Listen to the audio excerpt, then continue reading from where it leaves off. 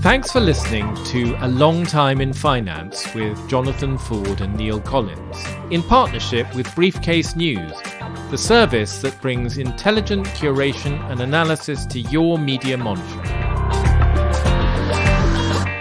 So welcome back to our series looking at fallen angels. Now, in this series, we're looking at famous or iconic companies that failed or simply disappeared. Why did it happen? What did it mean? And could things have turned out differently? Today, we're looking at another fallen icon of British industry, GEC, an electrical giant that once employed 250,000 people, making everything from light bulbs and domestic appliances to telephone switchgear and railway trains. Today, it's a small private company called Telent, which provides support services to telecoms firms and employs just 2,000.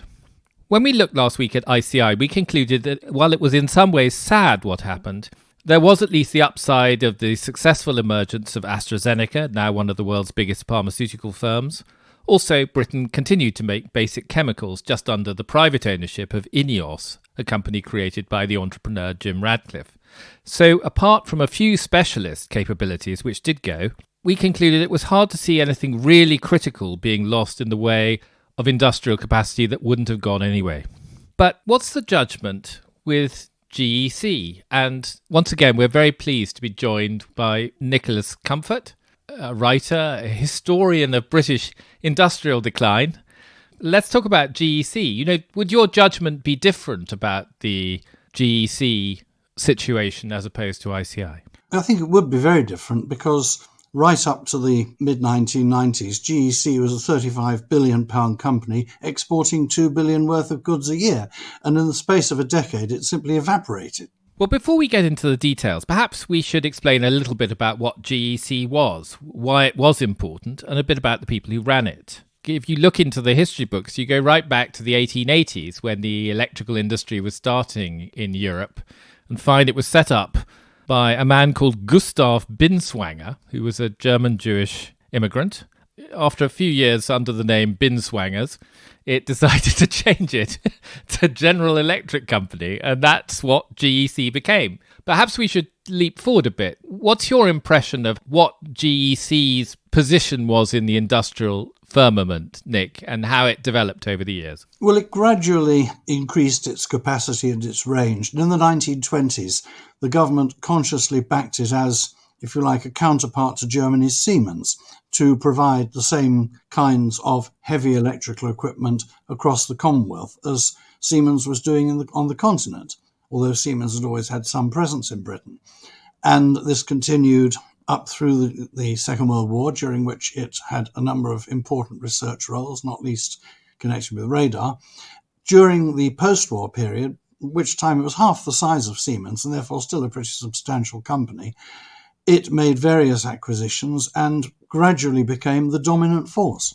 Yes, a lot of those acquisitions came under an individual who I personally never met, but maybe you met, Neil, a man called Arnold Weinstock, whose name is very much intertwined with that of GEC. He started off working in the property industry in the post-war period, but then got married to the daughter of a prominent radio manufacturer, and basically, having married the boss's daughter, went to work for the company. This company called Radio and Allied Industries then did merge with GEC, and by that route of marriage and then acquisition, Weinstock ended up on top of the company where he stayed for a very long time, until 1996. Did you know Weinstock, Neil? I did, not well, but I met him a few times. When I was quite a junior reporter, I went to have an interview with him in his office in Stanhope Gate in Mayfair, and he was there on his own in very subdued lighting with some sort of screen in front of him. But this was his sort of holy of holies where he ran the empire from. And he ran it from what today would be called a spreadsheet, but what in those days was just a series of often daily reports from various parts of the empire that he kept an extremely close eye on, a particular eye on the cash. Yes. I suppose, Nick, Weinstock would be what we would refer to these days as a manager of an industrial conglomerate, in that he wasn't himself particularly interested in what was being produced in the various factories. He basically ran it as a set of companies and set them financial targets, and as long as they fulfilled them, he was happy, and if they didn't, he went to work with his hatchet. Is that a fair description? I think it implies a rather greater degree of detachment than actually applied. I think Weinstock knew exactly what his factories were producing. What he did do was pull together GEC, English Electric, AEI into a single company which dominated that particular sector. And then as times changed, he sold off the bits that turned out not to be competitive, such as Hotpoint. Which happened in the 90s. But yes, I suppose it's worth just reflecting on the huge size of GEC after he essentially merges together all the major companies in the British electrical industries. I mean, in the 1968, when he buys English Electric, which is the last of them, he's got a business which is employing roughly 230,000 people, which is absolutely enormous in modern terms. Yes, he got that down to 170,000 fairly quickly. Yeah. I was starting off as a reporter in Sheffield when AEI was taken over by GEC, and very quickly the AEI plant was sold. And he made the most of the premises he had, and he was not a man who ever wasted money on anything. No, and by the mid-1970s, when he gets, he's gone to work on reducing the size of the business he's taken over. He's known in the press as Britain's biggest unemployer. He had this reputation of cutting down to size and firing people. But I remember when he took over Avery's, the weighing machine business, which was supposed to be a very sophisticated little business. And I remember him saying that actually, basically, their technology was completely useless and they had to reinvent it completely for GEC. And I suspect that that wasn't an isolated example. There was a lot of businesses which looked quite good on the outside, but actually were not really fit for any sort of long-term purpose. He goes through this phase in the 1960s of doing a lot of takeovers, including, in those days, rather unusual things like hostile takeover bids. And then he becomes known, really, for just sort of rather cautiously sitting on a mountain of cash, rather like the sort of dragon in The Hobbit. Is that a fair description? I think it probably is. I mean, Neil and I were sitting in the same editorial meetings at the time when there was concern building in the city about, why doesn't Arnie give this money back to the shareholders or go and make some acquisition or simply do something with it? And this pressure built.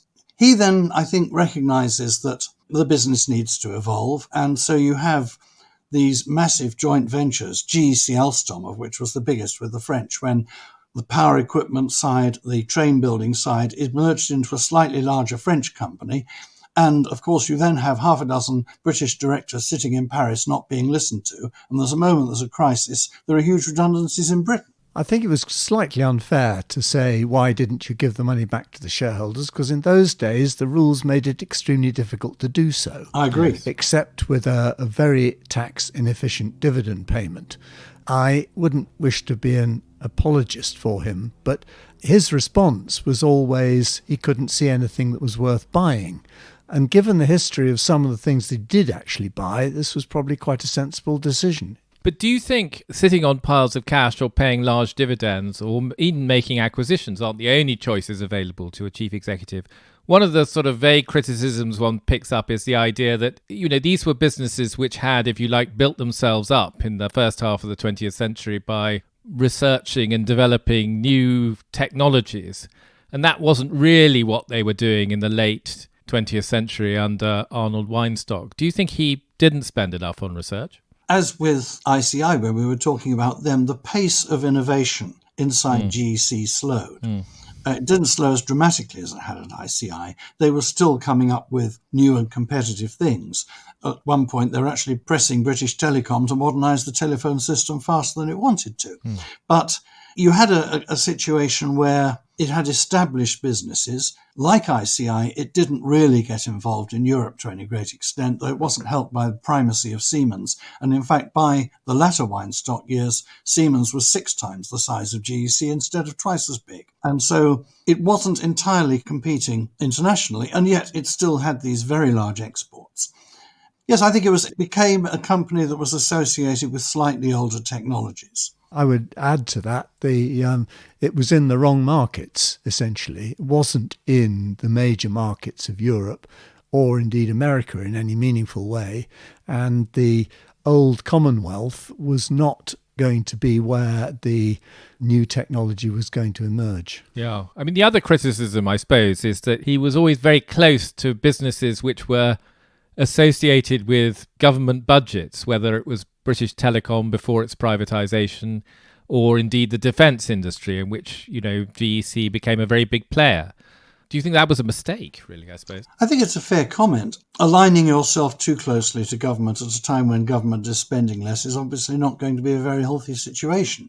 I think there is possibly a strong case to be made that in its latter years, GEC under Weinstock didn't look hard enough at where it was going to be if it carried on with the markets it had got. Well, I want to come back for a second to the thing you mentioned about the joint ventures, which in the last years, and then we'll come on to the Gotterdammerung of life under George Simpson, his successor.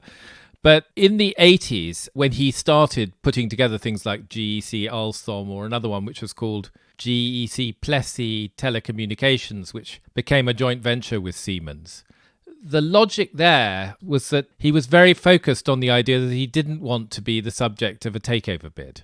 The thinking was that by wrapping the group's major businesses up in these complicated joint ventures, with presumably some sort of change of control provision, it would make it extremely unattractive to anyone to take a pop at GEC. As you've suggested, that strategy had certain unintended consequences, certainly in the case of the French deal, which is that it ended up with simply control being completely lost to the French. Well, yes, as in so many other cases, if you go into a joint venture as the junior partner with a continental company, the moment cuts are made, there'll be cuts at your end. Alstom, ironically, was originally a subsidiary of a British company, British Thomson Houston, in Alsace, rather as Macquarie in America was originally Hill Samuel Australia and far outlasted the parent company. The same happened there, but it was in bed with the French government. The first crisis they hit, GEC's centres of excellence at Preston and Stafford took a tremendous hit, and they stopped building trains in Britain as well. That was partly because of the poor quality of what they were building. Yes. 1996, Weinstock finally hangs up his boots and becomes something called the Chairman Emeritus. Basically, he's replaced by the former boss of Rover Group, I think is the correct term, the remnants of British Leyland, who had kind of feathered his cap by selling Rover Group, somewhat to everyone's astonishment, to BMW, which is another story in itself. And he comes in as a sort of new broom, doesn't he? He comes in with a plan for a new approach. This is George Simpson, of course, and his finance director, John Mayo, who, interestingly enough, was one of the masterminds of the ICI breakup when he was a merchant banker at S.G. Warburg. Yes. Well, Simpson came in with this absolutely glittering CV. He pulled off this astonishing coup in offloading Rover. And then he'd had a few years at Lucas, which was then a massive auto components company employing the best part of 50,000 people. And he left it just as it was about to go into a disastrous reverse takeover with a small American company that would effectively put it out of business. But he arrived. He's seen as someone who will refocus much more on telecoms, on modern communications, on IT, all these things. It coincides with the arrival of New Labour, and before long he's been given a peerage and everything else. To begin with, it all looks rather good. But there was always an element of chance. There was a lovely quote from an analyst who said, George is the sort of person who could fall through the roof of a department store and walk out of the front door wearing a new suit. And I think that the feeling was that some of this stardust would rub off on GEC. And so he then sets about disposing of viable bits of the business which don't quite fit in. And this continues until the entire business is rebranded Marconi. In the process, he uses Weinstock's £4 billion cash pile to buy a series of American companies very much in the IT... The kind of internet space, really, isn't it? And then, of course, just after he's done this, comes the dot-com crisis, and it turns out these companies really aren't worth anything. And by then, he hasn't just spent Weinstock's cash pile, he's borrowed fairly heavily as well. And they're all losing money as well. So he's actually got to finance all the losses they're making. Well, he hasn't. In the meantime, he's sold off the shipbuilding interests to BAE Systems. They've finally got out of anything to do with aircraft. And what they're left with, it lacks the critical mass of the businesses they'd had up till then. Yes. No, well, it's not only the critical mass. I mean, the acquisitions they made, particularly in America, were essentially throwing the money away. They were complete disasters. And as far as I can see, at the time even, it was looked pretty foolhardy. But to turn the balance sheet inside out, which is what he did, was asking for trouble, and trouble duly arrived. So in 2001, after the crash, they kind of limp on for a bit. It seems that Simpson is sort of in denial. He doesn't want to admit to the City of London that it's all been a complete cock-up and the business is going to make a lot less money. Indeed, it's not going to make any money, as opposed to the grand profits he was predicting. And so he runs up the sort of white flag in summer of 2001, admits it's all gone wrong, and he and Mayo are then pretty quickly flung out of the door. They've kind of saddled the company with a bad strategy and they're out, and it's left to the successor to try and pick up the pieces. But It just seems as the whole thing is the game is up at that point. There doesn't seem to be any way out apart from, some huge stroke of luck from a big order from a customer or something to turn things round. Much worse than that. They wiped out the shareholders of this business, which had been worth £30 billion at its peak. Not only that, they essentially wiped out the bondholders as well. So it needed a huge reconstruction and a leap of faith from the holders of debt to keep the business alive at all. Yeah, the one thing that they still had going for them was this long-running relationship with BT as one of the suppliers of exchange equipment, switchgear equipment, and general basic electronics to the telephone system. And BT were in the process of picking the batch of contractors who would do the next lot of work. Everyone expected Marconi, as it now was, to be on that list, and it wasn't. And that really was the final straw. Yeah. What's really telling is that the company, of course, that British Telecom decided to go with instead of Marconi was Huawei, the Chinese organization, widely regarded as not entirely safe with algorithms and backdoors. And so they, as you say, they just sort of cast BT into the wilderness. Now, of course, 20 years later, 2 decades later, they are basically reversing course and slinging out Huawei. But that's happened so often with government procurement during that period. You'd cast a company aside and then suddenly realise there was no one else to do the work. And this was a theme of procurement at that period. The other thing is that Marconi, having lost the contract, don't have a viable telephone equipment business anymore, so they sell it to Ericsson of Sweden. And of course, Ericsson of Sweden is now the company that BT is going cap in hand to replace all the components in their 5G network, which they're no longer allowed to buy from Huawei, with Ericsson. But of course, those components are not made in the UK. They are made in Estonia and Poland. So effectively, that's one of the twisty consequences of all the decisions that were taken back then. Indeed. And of course, the other thing is that from roughly that point, Siemens began ramping up its manufacturing capacity in the UK. And you had electronic equipment, you had turbine blades, and then most recently you've had them manufacturing tube trains in Goole. Right. In fact, the Bakerloo line trains, which the Goole trains may ultimately replace, were made by Metro Camel, who were taken over by GEC. And once again, a kind of complicated round trip. But they're made in the UK. They're made in Goole, yeah. If you look for some sort of happy ending, there is that. Well, they're assembled there anyway. The profits still go back to Germany. The components come from Germany, so it is what it is. Better than nothing. So there we are. It's a pretty sad story. I mean, I think it's worth just having a bit of a sum up. I mean, I think you've certainly convinced me that this is a much more disastrous outcome than ICI in terms of, involving a lot of loss of industrial capacity. It's worth maybe thinking a little bit about what that is. As you've talked about, Alstom, the French company, closed most of its UK power generation sites when it was forced into some big restructuring in 2004 and had to be nationalised. And unsurprisingly, of course, the French government, being the French government, the users of French taxpayers' money, said, well, okay, we're going to preserve employment in France. And if that means we have to take out a few British manufacturing sites, so be it. And so that's gone.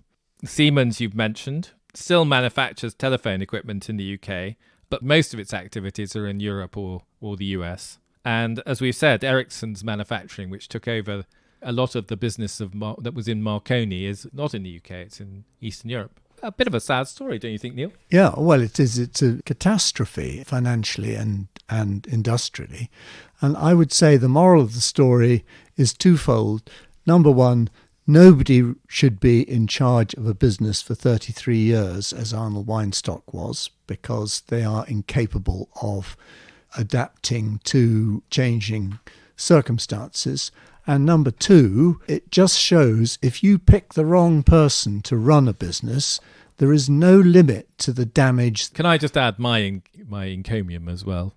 I think it goes back to something I said about ICI as well, although this clearly had much more disastrous consequences, which is a situation where you have a manager who comes in and essentially says, I'm going to tear up the structure of the business that I have, and I'm going to bet on a lot of companies which are much more valuable to the stock market. If you really boil down what George Simpson was all about, I think that was what he was about. He was like a fund manager. He picked a lot of overpriced stocks in the form of American telephone companies and tried to finance their acquisition with debt and the sale of less highly valued businesses. And what he ended up was placing an incredibly highly leveraged bet on something which turned out to be a lot of moonshine. It's an extreme case, but you see lots of cases of this in the stock market which don't have quite such dramatic outcomes, but have the same fundamental dynamic. I personally have always thought that's not a good way to go about things. You should build things, not try to second guess what fund managers like the look of this week. Yeah, stock market fashions are very fickle and should not be followed. I don't think I disagree. George Simpson has had the humility to step back from the House of Lords. I do think this is yet another reason for not giving people honours until they have retired, or until the extent of the damage they have caused is known. The extent of the damage in this case is indeed the point. I think just a word on the sad story of Arnie Weinstock, who, as I think Neil is right to say, he probably was beyond his sell-by date when he finally bowed out of GEC. But after the profit warning of 2001, when the full damage of his successor's strategy became clear, his stake, which had once been worth more than £400 million, was reduced to being just £2 million, and probably lower than that after what happened with BT. But of course, by 2002, he sadly died. So he wouldn't have seen the full disaster, I suppose. That's one blessing. I think he's seen quite enough. Yes, I think that's probably right. That was A Long Time in Finance with Jonathan Ford and Neil Collins. Production and editing by Nick Hilton, and our sponsorship partner is Briefcase.News. If you enjoyed the show, please rate and review it on your podcast app, as that will help new listeners find us.